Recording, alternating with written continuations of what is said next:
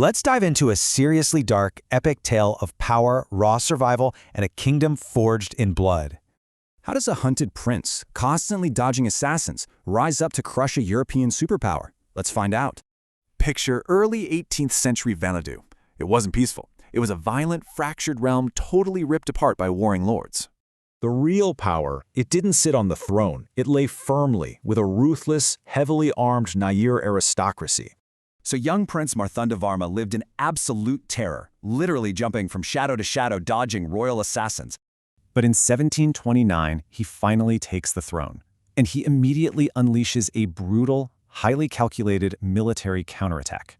Using spies and hardened mercenaries, he systematically wiped out his rivals, completely crushing over 70 powerful noble families. Out of that absolute chaos, he brutally forged something entirely new, the unyielding, highly centralized kingdom of Travancore. But then, a massive global threat arrived. The Dutch East India Company set a suffocating blockade on the coast. His genius countermove was cut to cam. By totally monopolizing the black pepper trade, he literally starved the Dutch machine. His relentless military expansion terrified the Dutch. By 1741, they were advancing heavily right toward his capital. That sets the stage for August 10, 1741. The brutally decisive Battle of Colachel finally kicks off. It was a monumental, impossible victory.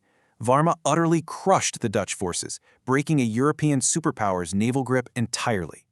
In a crazy twist, captured Dutch commander Eustatius de Lannoy actually flipped sides, choosing to train Travancore's elite troops. 50,000 standing soldiers. That's the terrifying massive scale of the lethal army Marthanda Varma built from absolute scratch. He engineered a brutally organized war machine, completely backed by heavy cavalry, coastal artillery, and massive, intricate fortifications. Beyond just war, he brought in ruthless administrative efficiency, setting up a powerful prime minister and a fiercely loyal bureaucracy. He drove massive economic dominance using Colachel, offering incredibly strategic tax breaks to rapidly explode agricultural production everywhere.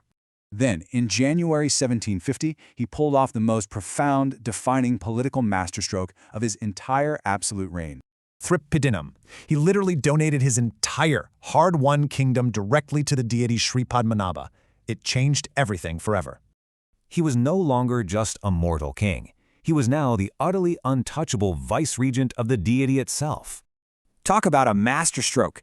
This divinely elevated his power, instantly and permanently shutting down any potential aristocratic rebellions. Under this new divine peace, his capital, Thiruvananthapuram, saw an absolute explosion of magnificent art and breathtaking temple architecture. His epic journey was complete. He went from a terrified, hunted boy to the legendary, immortalized ruler of Travancore. So, if one man could forge a legendary empire out of absolute chaos, what impossible feats can we achieve today?